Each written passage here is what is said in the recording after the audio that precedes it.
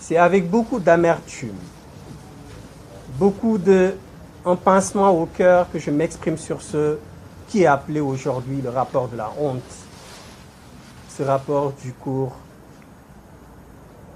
des comptes, de la Cour des comptes. 1000 milliards ont été mis sur la table, comme l'a rappelé tout à l'heure mes prédécesseurs, pour lutter simplement contre la mort,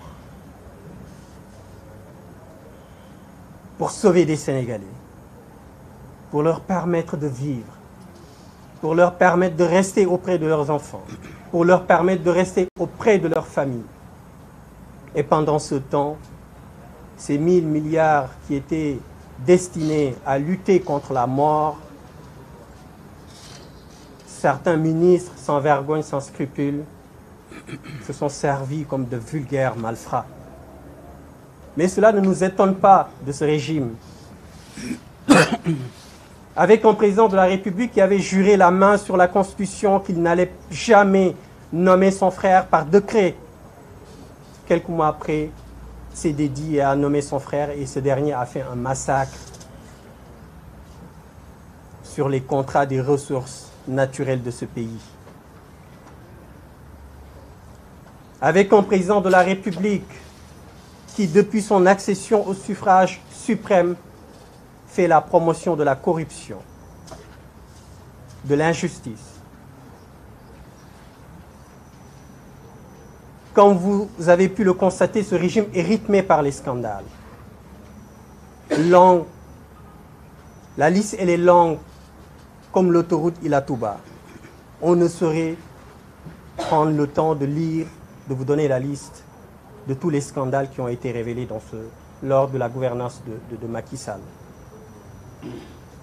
Aujourd'hui, c'est ce même président qui, suite au rapport de la Cour des comptes, demande à son Premier ministre d'examiner avec attention les informations publiées par ce rapport.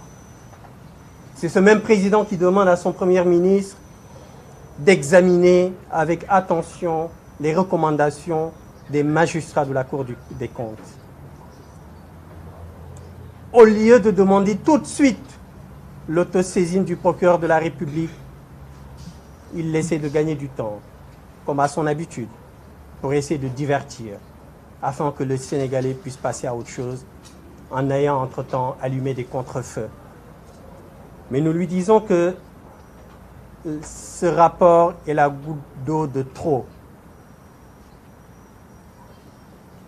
Ce pays ne peut plus continuer à être dirigé de cette façon, à être dirigé par un régime qui s'adonne à la kleptocratie, par un régime qui fait la promotion de la corruption, comme je l'ai dit tantôt. J'ai été la semaine dernière au tribunal, au palais de justice, pour assister au procès de nos deux camarades. Il ne s'agit pas, mes propos ne vont pas vers une promotion, une légitimation du vol ou de la corruption. Mais ce rapport me permet de préciser le décalage qui existe entre le traitement entre les Sénégalais. J'ai assisté la semaine dernière, comme je l'ai dit tantôt, au tribunal, au palais de justice, à des Sénégalais qui ont été jugés pour certains. Mais deux m'ont frappé. L'un a volé 20 000 francs dans les bus Tata et il a écopé de 6 mois de prison ferme. L'autre a volé 180 000 francs CFA. Il a écopé d'1 an de prison ferme. Pendant ce temps, le beau-frère du président de la République, selon le rapport de la Cour des comptes, son ministère a surfacturé plus de 2 milliards de francs CFA. Ce monsieur va paisiblement à ses occupations et à côté de sa famille, de ses enfants, passe les fêtes de réveillon tranquillement et va passer la fin de l'année tranquillement avec sa famille pendant que ces deux personnes que j'ai citées croupissent en prison pour 20 000 francs CFA et 180 000 francs CFA. Pendant ce temps, le loser de Yoff continue lui aussi à vaquer à ses occupations. lui qui est incapable de justifier des dépenses de plus de 49 millions. Et que dire de Moustapha Diop? Où sommes-nous?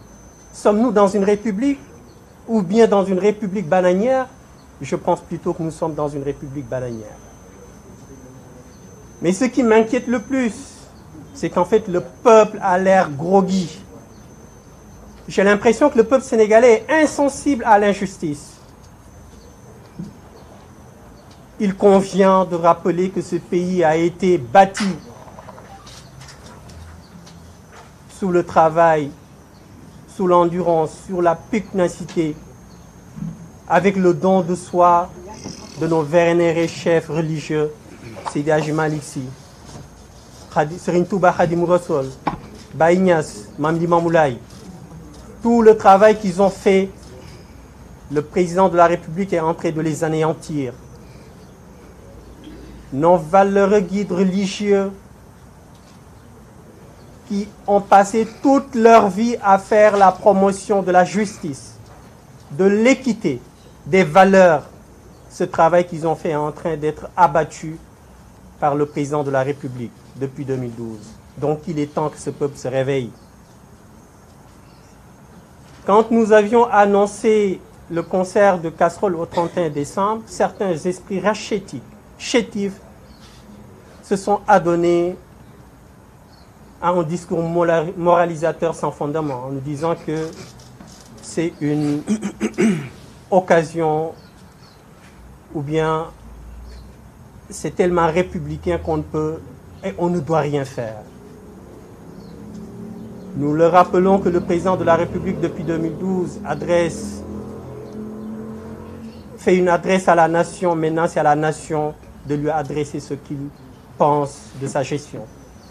Donc nous invitons tous nos compatriotes, nous invitons tous les Sénégalais sur le territoire national et de la diaspora de faire ce concert de casserole. Pour rappeler au président de la République que s'il est là, c'est parce que les Sénégalais l'ont voulu. Et maintenant, les Sénégalais ne veulent pas de lui. Il est temps qu'il s'en aille avec son régime. Et nous leur disons également que la justice sera faite, que tous les ministres qui sont mouillés de près ou de loin à tous ces scandales seront poursuivis. Il ne s'agira pas d'une chasse aux sorcières, mais il s'agira simplement de faire appliquer le droit. Il s'agit simplement de faire appliquer la justice. Donc, qu'ils le sachent, tout ce qu'ils feront, ils seront poursuivis. Même si le président de la République, dit-on, bénéficie d'une immunité, mais nous avons bien vu. Aujourd'hui, nous avons le cas de la Guinée, le président Dadis Camara qui est poursuivi. Donc, qu'il considère qu'il pourra être poursuivi. Donc, il a intérêt à limiter la casse avant que ce soit trop tard. Donc, nous appelons à nos concitoyens, aux Sénégalais, de répondre présent le 31 décembre et de répondre présent le 30 pour le rassemblement qui doit être tenu de concert avec la société civile, parce que l'heure est extrêmement grave. La République est à terre. Nous ne pouvons pas accepter cette situation. Je vous remercie.